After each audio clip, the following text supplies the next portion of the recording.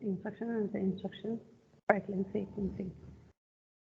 So let me just take example what we have considered in the previous class, that is to perform C is equal to A plus B.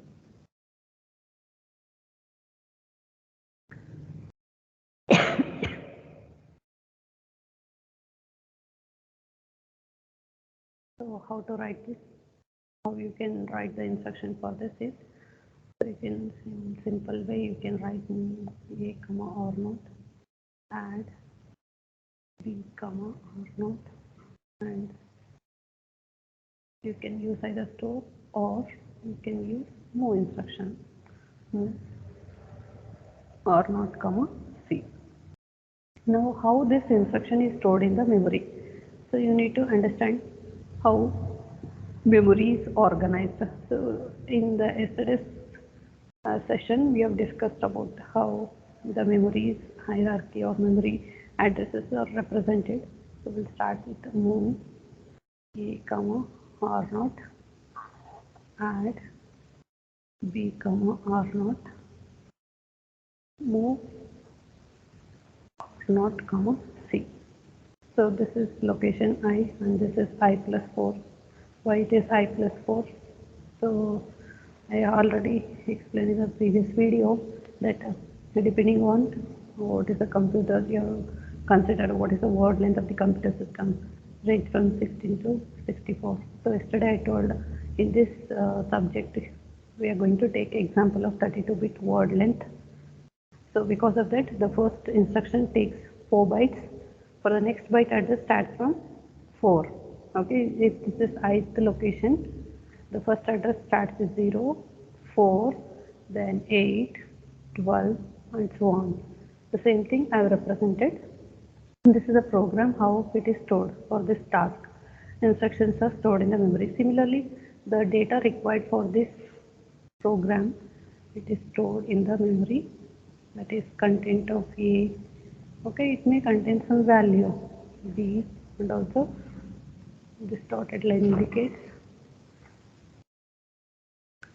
the memory, other part of the memory, and this is location, memory location C.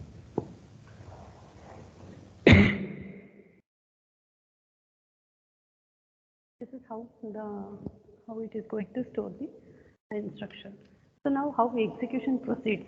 So always the execution proceeds from the beginning of the instruction. So the address of this instruction, it is present in PC. So now that address is sent to MAR and okay, this is the register that is present in the processor. So now this is present in the memory. This piece of code is present in the memory. Now to execute, the processor should fetch one instruction at a time and execute.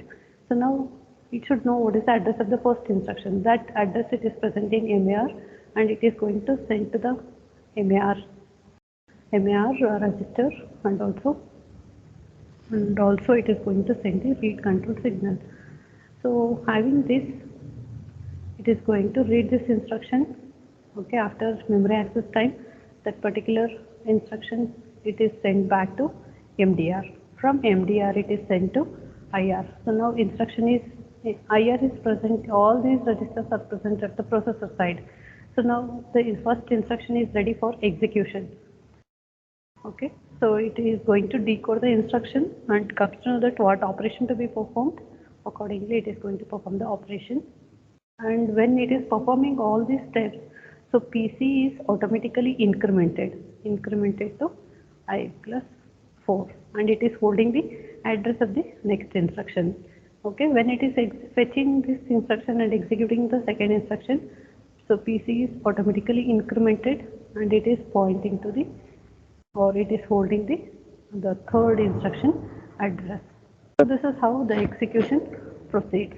So this concept we call it as a straight line sequencing. To begin executing a program, the address of its first instruction, it must be placed into PC, then processor uses the information in the PC to fetch and execute the instruction one at a time in the order of increasing address. So this concept we call it as straight line sequencing. So first it is going to fetch high, then I plus 4, I plus 8. Okay, and when it is executing each of these instructions, if the operands are required, even it needs to read those operand values from the memory. Okay, so all this takes place in each of the steps. So now this execution of the instruction, this order in which the increasing order, okay, the instructions are fetched from the memory and it is executed. So this concept we call it as a straight line, a sequencing. So now in broadly we can classify this execution of two instructions into two phases. One is fetch phase called instruction fetch. The instruction is fetched from the memory location whose address is in the PC. The instruction is placed into instruction register IR.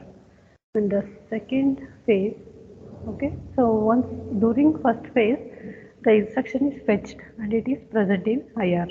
So once the instruction is present in IR, so it moves to the second phase called execute phase. It is ready for execution. So at the start of second phase called instruction execute, instruction in the IR is examined to determine what operation to perform. Accordingly, the specific operation is performed and the result is stored.